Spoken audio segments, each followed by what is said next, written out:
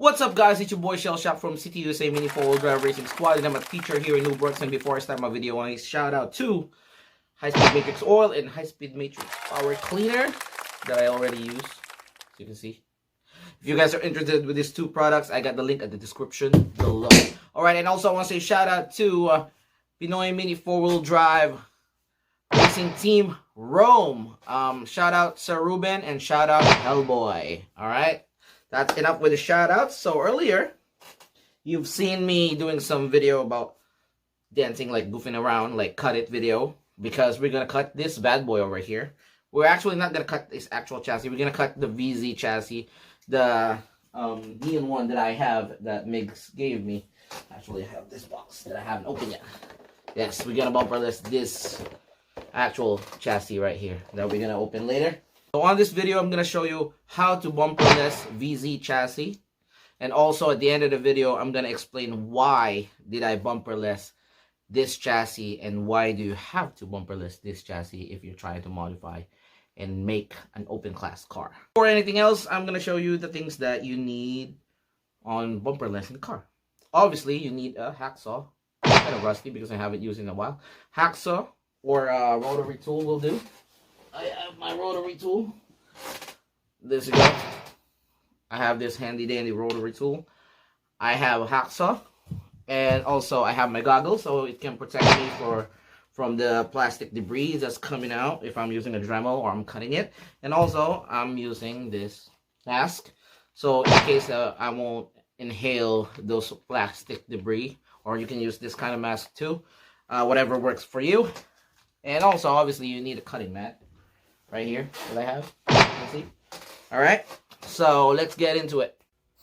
Alright, so we need a hacksaw, and also we need this FRP plate for VZ chassis coming from Hapa part 15526. Again, it's item number 15526. And we also need this high grade popsicle plate right there, reinforcing plate. We're using this VZ chassis multi roller stay plate that we're gonna use here underneath, so it lines up the holes. It should line up with the holes over there, and if we put this popsicle on top of it like this, it should line up, and you can see how much plastic you need to cut.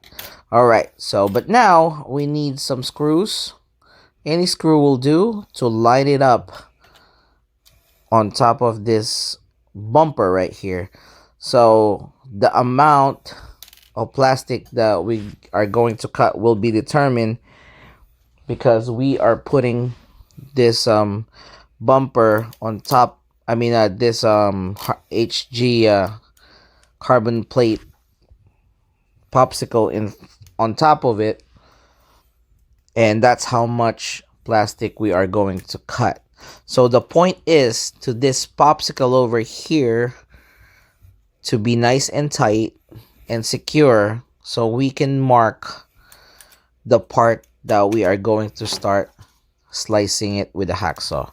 So this multi-plate should line up like this. As you can see, there you go, you see the angle too. It's probably 3 degrees or 5 degrees, but it should line up like that. Some people might say that I don't need to cut it. They might say that I don't have to cut it because I just need that underplate right there. You know, we're gonna mark it like this, so we're gonna be cutting like this. But people might say that I don't have to cut it because I have it under an underplate like that. I will explain it later. Why do I have to do this? So now I'm gonna mark this like this. There you go. That's the amount of plastic that we're gonna cut. There you go, you see it. I made a mark already. So we're gonna start slicing now. I'm using my hacksaw because I'm just more comfortable using this. Just be careful, guys, when you're using this. it might slip, so you have to be careful slicing it. When you are using a hacksaw, just make sure you have a firm grip and don't rush it. Some people can use a rotary tool if they are more comfortable of using that. Some people are using milling machines like Proxen. There you go, easy peasy for me. You know, I'm using this brush to remove some plastic debris right there. So as you can see, it's only a small amount of plastic that we cut. And now we are going to remove these screws right here that we are going to use for lining up the FRP multiplate for VZ chassis. So you are going to have an idea what I'm trying to do here. If this one will be get out. This one's kind of like tighter than the other one. All right. So let's clean it up a little bit. All right, so I see there's some extra plastic over there. We can smoothen it up by using this cal pad from the Philippines. I have this cal pad from the Philippines and with 100 grit sandpaper underneath. So I'm gonna smoothen it a little bit, not too much, just enough to smoothen the bumper so it's not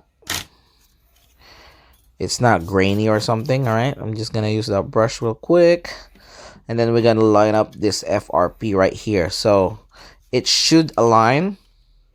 By using this FRP, I will determine if I messed up or if my bumper is crooked or something, because we are going to put this underneath like this, and then after it's all secured and screwed, I'm gonna put the high grade popsicle on top.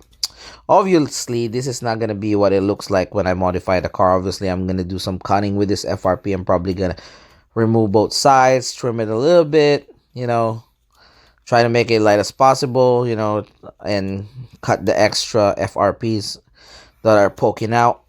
But for now, I'm gonna show you what's gonna look like when you put the popsicle. It's gonna be your bumper where you put your rollers. All right, so there you go. It should line up like this. There you go. You're lining it up with the holes. Usually I will put angle plate, but for now I'm just using this carbon plate just to show you guys how it lines up when you bumperless a VZ chassis using this high grade carbon popsicle plate.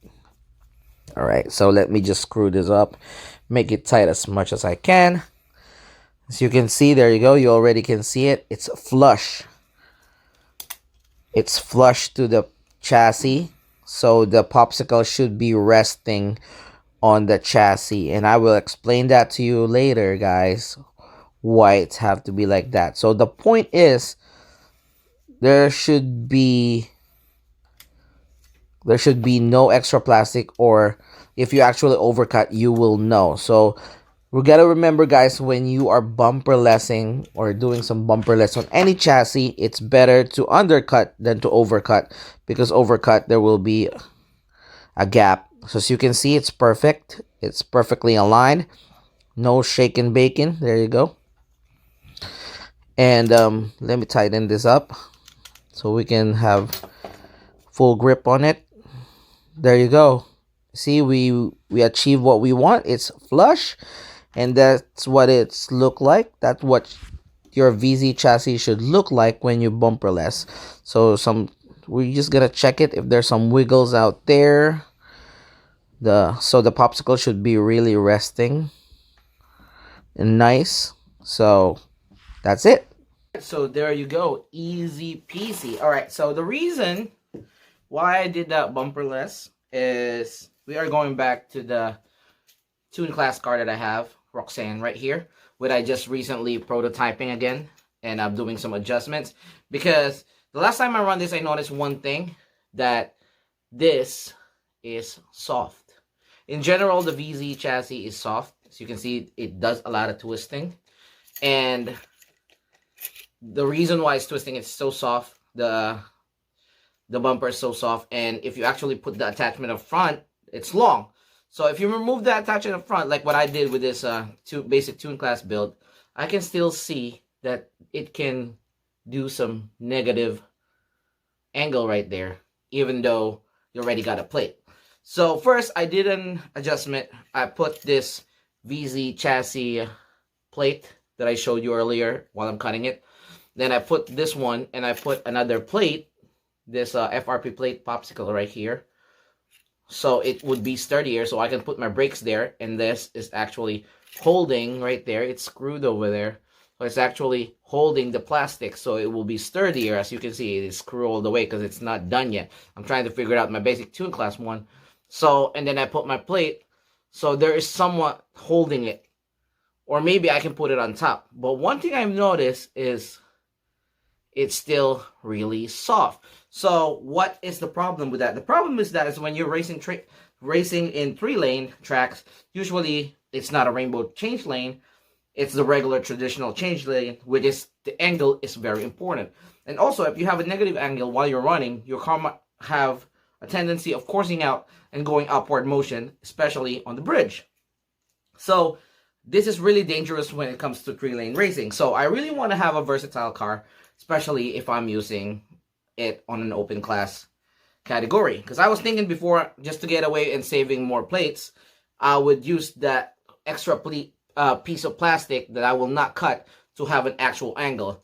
But it doesn't benefit me in the long run, especially if I'm using a high torque motor, if it's Hyper Dash, Power Dash, or even Sprint Dash, because it will have a negative angle if I'm racing it on 3 lanes. If in 5 lanes, it's not going to be as big as a drastic effect, but still I want my car to be versatile as much as possible in case there are some adjustments on the tracks and there are some surprise situations in the tracks. And also, you know, I race both. I race 5-lane and 3-lane, so I'm trying to make my car as versatile as much as possible, so in case of emergency, I can pull up a car that, oh, I can use this in 3-lane, and oh, I can use this in 5-lane without major, big, drastic adjustments. So this is the finished product, as you can see in the video. You can see this popsicle is resting right exactly on that plastic, and the reason why I bumperless this is, one, is to also make it a little bit lighter, even though the VZ chassis, remember this, the VZ chassis is already light to begin with. But I want it to be sturdy as much as possible. So I did some adjustments to make it sturdy as I can. So by putting that VZ chassis, that VZ FRP plate underneath, which is basically going to be our base, and then I'm going to cut that. Obviously, I'm going to trim this and putting it on top of a carbon popsicle. That makes our front bumper not just shorter, makes it sturdy. So the only flimsy or soft part is the middle. And we're going to go to that on a different video, how we're going to maximize that flimsiness, or we're going to compensate that flimsiness too. So for now, our problem is the negative angle. Now we can put an actual carbon plate underneath this popsicle and make an angle, and it's actually resting on that plastic that we cut. So as you can see, that plastic that we cut right there is exactly precise cut, and that carbon is resting on it. So every time it hits the wall, it will not do a negative angle because it's already, secured and tough. So the only soft part now is the middle. So especially if you're racing an open class car, you have a lot of torque, or you have a lot of power. If you're using those kind of motors like Hyper Dash and Power Dash, it will be a different story. Most likely I will use a Hyper Dash or a Light Dash in this one. So I just want to play safe, and also I want to use it in both tracks. Usually I have 2 cars for a 5-lane or a 3-lane, but this one I just want to make it versatile. And it's just fun learning about this chassis. Alright, so hope you learned something. There you go. One closer look, one last look. So that's the reason, alright, why we did that. It's pretty easy. That small piece will make a difference. So all you have to do now is just make an angle plate so you have an angle when you're using it in 3-lane. That's pretty much sums up this video about bumperlessing, how to bumperless this VZ chassis and why did I bumperless it. So if you guys have any experience or any comments or any inputs about the VZ chassis, hit us up on the at the comments below. Hit me up on Facebook or on Instagram. Well, let's have a conversation. Let's have a talk. Let's continue to learn. Let's learn together about this chassis. I would appreciate that. And also, if you like this video, hit like. And if you don't like this video, you can also hit dislike. I don't care. And also, hit us a subscribe. And hope you learn from us. This is Cielshock from CTUSA Mini 4-wheel drive racing squad. And I'm a teacher here in Noobworx. As I always say, you learn from us. We learn from you. Always race humble. Peace.